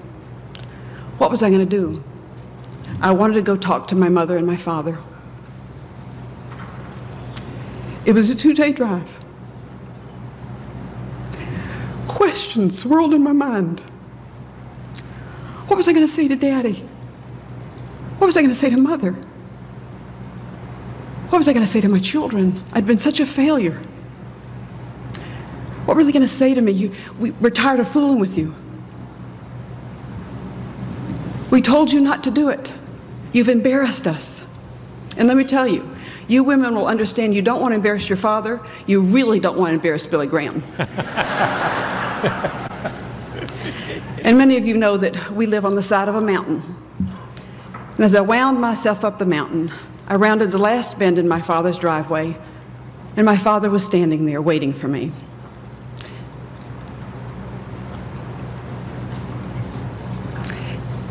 As I got out of the car, he wrapped his arms around me and he said, welcome home. There was no shame, there was no blame, there was no condemnation, just unconditional love. And you know, my father was not God, but he showed me what God was like that day. So that's a little anecdote from the life of Billy Graham. He was the same man in private that he was in public. There weren't two Billy Grahams. There wasn't a public persona that was different than his private persona. He was the same guy in public as he was in private. So a very touching story from the life of Billy Graham. Now I want to shift gears just a little bit.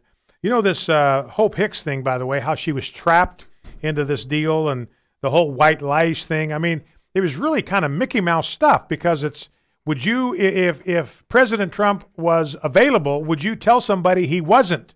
Or if he wasn't on the phone, would you tell somebody that he was? Now, people do this all the time. I don't know what you think of that morally, but this is not a big thing. This is not on the level of leaking our nation's classified secrets, but that's what the Democrats wanted to turn this thing into. And so all of a sudden the media is all they're talking about is white lies. She lies for the president. Hope Hicks confesses to lying for the president, admits to lying for the president. And apparently Donald Trump, I mean, one account said, how could you be so stupid? He got upset with her. And so apparently she left the White House as a result of that. Whether that exchange is true or not, I don't know. But what this points out to me is the risk that Donald Trump runs if he decides to go and talk to Bob Mueller. And I think Donald Trump underestimates the perversity of a prosecutor like Robert Mueller. Now, everybody says this guy's a straight shooter. Condoleezza Rice, we heard her say today, he's great. He's a straight shooter. He's a law and order guy. Well, that's what we thought about James Comey. That's the same stuff that I was saying about James Comey based on what I knew. But remember, Robert Mueller is out to bag some scalps. He's got to show some scalps for all of the money that he's spending, millions of dollars so far, and all he's got is a couple of low-level operatives, and what he got them in trouble for had absolutely nothing, zero, zip, nada, to do either with collusion with Russia or with obstruction of justice. So that's all he's got to show for it is these meaningless little victories. You know, and he got him on these very minor charges about misleading Congress, well, or misleading the FBI. Well, they'll try to get Donald Trump on something like that for sure. They probably got Michael Flynn on a little technicality. Listen to the wiretaps they had, or the recording they had, the surveillance they had of his conversations with the Russian ambassador, and then kind of probed him about some details in that that conversation to try to get Michael Flynn to goof up and give himself away.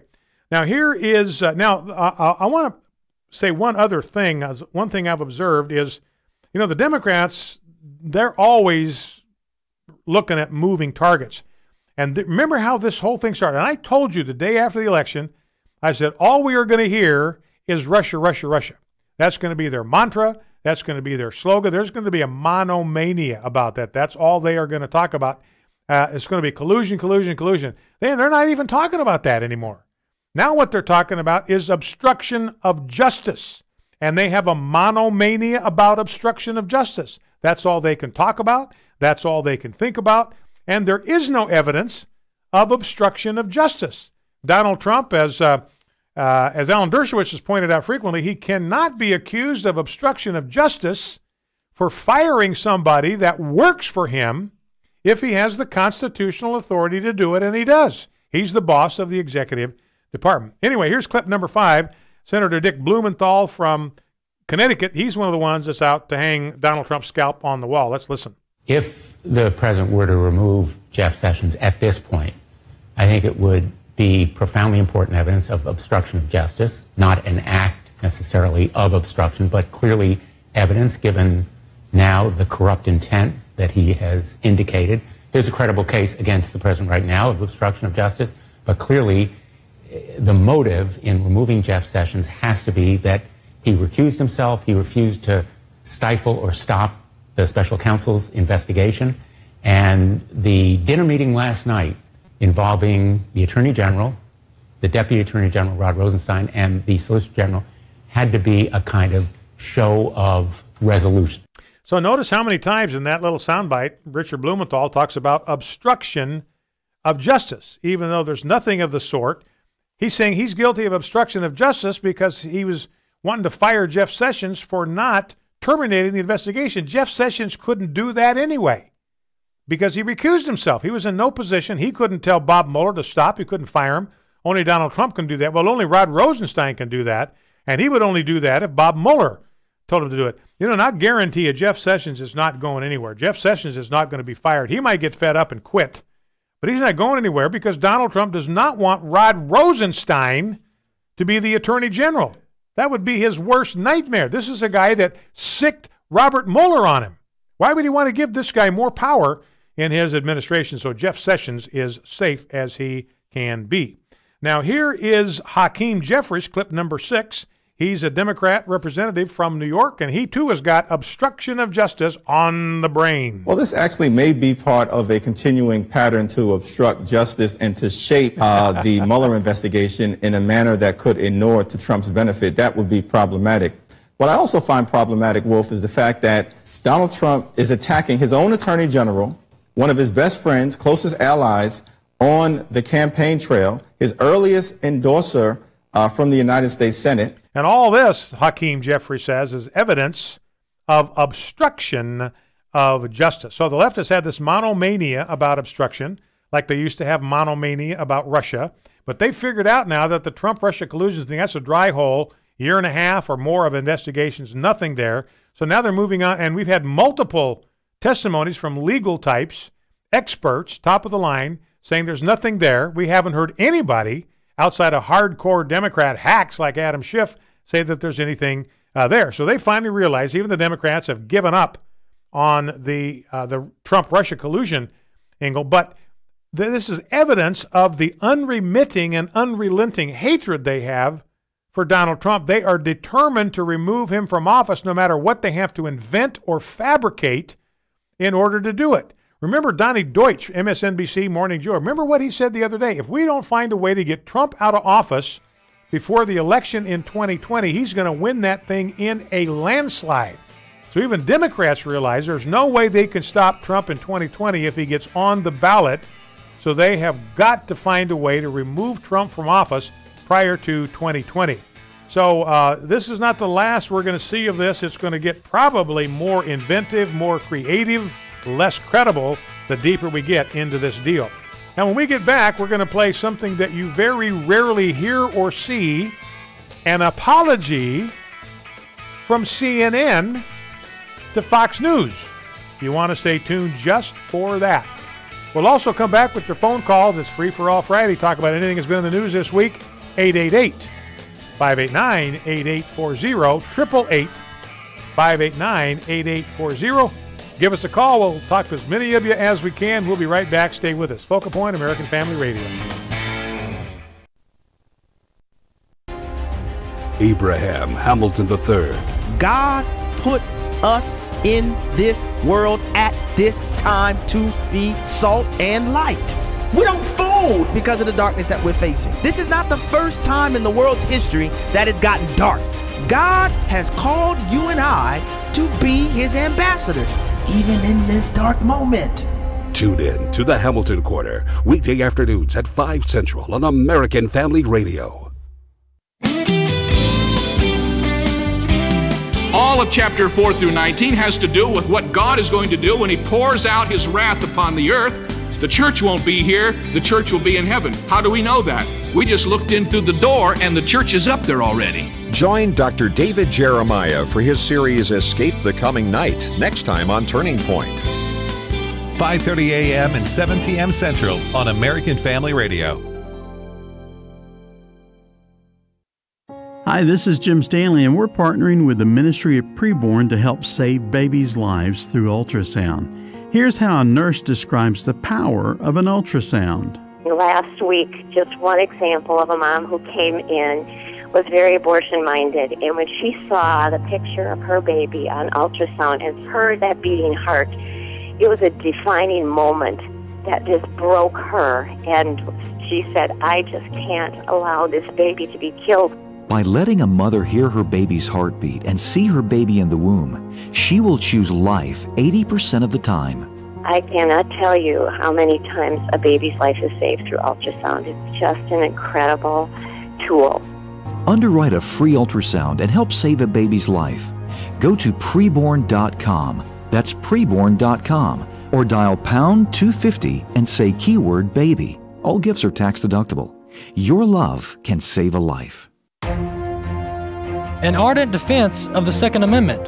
Hello, I'm Walker Wildman, host of Exposing Washington. That's what we'll be discussing on the show this weekend, along with how to protect America's schools. You can get the show each Saturday at 2:30 p.m. Central on American Family Radio. American Family Radio. You're listening to Focal Point with Brian Fisher. Focal Point, Brian Fisher. Hi, and welcome back to Focal Point, American Family Radio, Free for All Friday. Talk about anything you want to talk about that's been in the news over the past week, or anything we've talked about on the program today. 888-589-8840. Don Lemon, remember, we talked about this yesterday. Don Lemon said the problem with Fox is they're not giving you the news. They are concealing from you information that they don't want you to have. For instance, he said, they have never reported on Hope Hicks.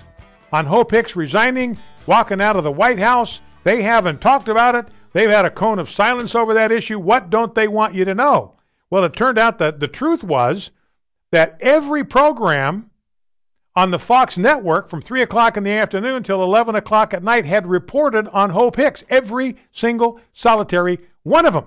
And Don Lemon, for some reason, didn't know that. So anyway, he got caught in that, and here's what he had to say to his credit, clip 7. I said something last night. It was an attempt to make a broader point about Fox News and how they downplay bad news about the administration. I think you understood it. Most people understood it. It was saying that I think it was a bad example about Hope Hicks, but there was a broader context if you watch the entire show about how Fox hadn't covered it. I mean, they hadn't covered it at all, but how they broadly downplay big stories and important news for this White House. It wasn't particularly this, but they had covered it, though. So, I mean, that was a bad example, and so apologies for that. All right, so it's fairly typical of the left. Speak first and check your facts later. Would have been an easy accusation to check, but they didn't do it. Just let it fly. Well, those words did not want to come out of his mouth. Well, you know, and that was part of that pretty lame apology, if you ask me. Yeah, he was you understood chewing. what I was up to. Yeah, I did understand what you were up to, Don Lemon. You were slandering Fox News and telling a lie in the process. We understood it exactly what you were doing. By the way, and then we'll go to the phones. You know, they have these goodie bags to give away at the Oscars. This is if you want one snapshot into the cultural rot that we have in America, the cultural rot that is at Hollywood, I want to tell you some of the items that they are putting in this year's goodie bags. This is in the wake of the Weinstein saga and all that. There is going to be a key ring size pepper spray, a gel pepper spray, 2 personal body alarms, and a kit to test whether your drink has been drugged. There's also another branded lightweight pepper spray called Pepper Face. Wow. So this is at Hollywood, giving away all this stuff that gives you the ability to defend yourself against sexually adventurous males. All right, let's go to the phones, 888-589-8840. Let's go to Joseph in Corinth, Mississippi. And that's how you say it, by the way, ladies and gentlemen. It's not Corinth, it's Corinth. All right, Joseph, welcome. What's on your mind? How you doing, Brother Brian? Doing good. Oh, man, you're doing a great job, brother. You're a blessing to the body of Christ. Thank you very much. That's kind of you. This situation with the Google and all these other folks, see, even Don Lemon, you're dealing with very young people, and it shows in everything that they do. In other words, now that they got power over people, they don't know how to wield it. They don't have maturity. They don't have wisdom, you know, but they're still in position. And some of the decisions they're making is laughable because it's like, you know, God's blessed me. I'm 67 years old. But I know when I was like 30 and 40, I thought I knew it all. And this is how old these kids are. And they're just kids. Also, Obama.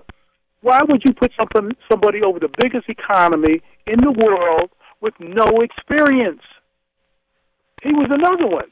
He didn't know what he was doing. You know, we've got, just like I think at the beginning of Isaiah, we've got children running the government and running the world, basically in the United States anyway. And we got to just acknowledge that and keep our sense of humor. Yeah. All right, Joseph, I appreciate what you're saying. You know, and that's why it's good that we have conservatives in Washington, D.C. that know the Constitution, they know good public policy, and they can give us straight information. I didn't have time to talk about the tariffs that Donald Trump has instituted, but tariffs, ladies and gentlemen, are a very, very bad idea economically. They're going to raise the cost of all of the products that are made with whatever it is he puts a tariff on. In this case, it's steel. It'll raise the cost of every product in America that's made with steel. It's going to cost the jobs of people that work in downstream industries. Now, they don't manufacture steel, but they make things out of steel. Now, their cost for steel is going to go up because of these tariffs. And who pays for the tariffs? The American people pay for the tariffs because it's going to be folded into the products that we buy that use steel. So we wind up paying these tariffs. The foreign companies don't wind up paying them. We pay them through higher prices for our goods because the companies are not going to give this, they're not going to give it away. So we're going to wind up paying the tariffs. And then a lot of times what product that's tariff, it just gets outsourced and companies overseas will take the product and they'll make it because they can make it cheaper in their home turf and then export those things to the United States. So we've got people in D.C. that don't understand basic economics, and fortunately we do have people that do, so we can think clearly about these issues. All right, Joseph, good call. Appreciate it. Let's go to Joe, Starkville, Mississippi. What's on your mind? Hi. I wanted to call on the Bible reading from earlier today, Psalm 50. Yes, sir. And verse 10, it spoke about the beasts of the forest, of all the beasts of the forest, but the cattle on 1,000 hills. Now, we know that's symbolic since, of course, if there's 1,001 hills, then the Lord also has those cattle in his ownership. Yeah. So they're all his. Well, that makes me think of Revelation 20. We see the bottomless pit. We know that's hell. We see the dragon. We know that's the devil. But we see 1,000 years, and we say 1,000 years. Why not infinity, why not forever with the Lord? See what I mean? Yeah, I got it's you. 1,000 years here, it's 1,000 years there. Yeah. And so if it's infinity here, or if it's all the cattle here, then it's eternity with the Lord. Mm-hmm. Okay, I appreciate what you're saying, Joe. Interesting take on the 1,000 years. A lot of discussion about what the 1,000 years mean, how literally to take it and how symbolically to take it. So appreciate you, Joe, weighing in on that issue. Thanks for the call. Let's grab a call from Cassie in Connolly Springs, North Carolina. Cassie, welcome. What's on your mind? Hey, Brian. I just wanted to make a comment. Last week, I believe it was, after the shooting in Florida, there was a teacher that barricaded himself in a classroom in Georgia and shot the windows out. Yeah. I've not heard anybody comment on what that was really about. I think maybe that he was making a statement to Trump, if you arm teachers, this is what you're going to get. Well, yeah, it could be. You know, I don't know. It's a pretty foolish thing to do because he's in really, really big trouble. You know, you discharge a firearm on public property. I mean, wow. So he's probably never going to work in the teaching profession again. And so I don't know. And he's going to be in legal trouble, probably going to spend some time in jail. So maybe that's what he was doing, Cassie. But, man, if he was paying a pretty big price for it. You know, and there wasn't any indication of mental instability in that guy. So, you know, your guess is as good as mine about what might be behind that. All right, Cassie, anything you want to say about Billy Graham before I let you go? Yes. I watched his funeral on our CBS affiliate here right up above Charlotte, and I had the commentators. They were in tears, and they were talking about how they had went to Billy Graham's crusades and had gotten saved, and they talked about the Lord Jesus Christ in a way I have never heard commentators on any of the mainstream media talk about Jesus other than in a derogatory way. But it was just beautiful here. I'm hoping for revival. Yeah, there you go, Cassie. Thank you. And you know, I watched Chris Wallace talking on Fox News today. A lot of deference for Billy Graham, even on the part of a guy like Chris Wallace, who's a pretty jaded guy. I think he's got a fairly cynical view of public life and public people because he's been around news for so long, but very respectful and very deferential. A lot of respect for Billy Graham out there. All right, let's go to Charles in Findlay, Ohio. Charles, welcome. What's on your mind? Talk to me. Hey, Brian, thanks for what you do. I got to tell you, in my opinion, there's two things that I grow very weary of. One is listening to the Democratic liberals act like allowing teachers to be armed is not an option. And likewise, I grow as weary with Republican conservatives acting like that's the only option is to arm teachers. You know, I love what you do. But I got to tell you, present company included, I haven't heard. And in your defense, perhaps you have to hit that topic as hard as the Democrats anti-hit that topic. Well, you know what I mean? But in my opinion... Charles, tell me quickly what you think the solution is. Well, I only know of three that should be done. One is putting boots on doors. Here in Findlay, Ohio, they are putting lockdown boots on all the doors. And then there should be active shooter drills to tell the kids what to do in that situation.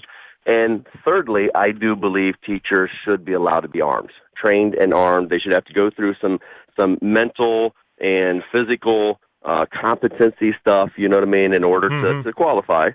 And I do think it's an option. You know, and Charles, I don't necessarily disagree with any of those options that you have suggested. You know, anything that will impede the progress of a shooter once he gets on campus, you know, I'm fine with that. I'm good with that. You know, at this point, I'm good with metal detectors at the front door. I'm good with wanding students when they come in, having their backpacks wanded when they come in the morning.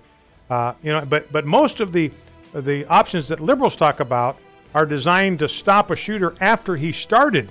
You know, very little in the way of solutions from the left on how to stop him maybe before he gets going. And you've suggested that ought to be a part of it.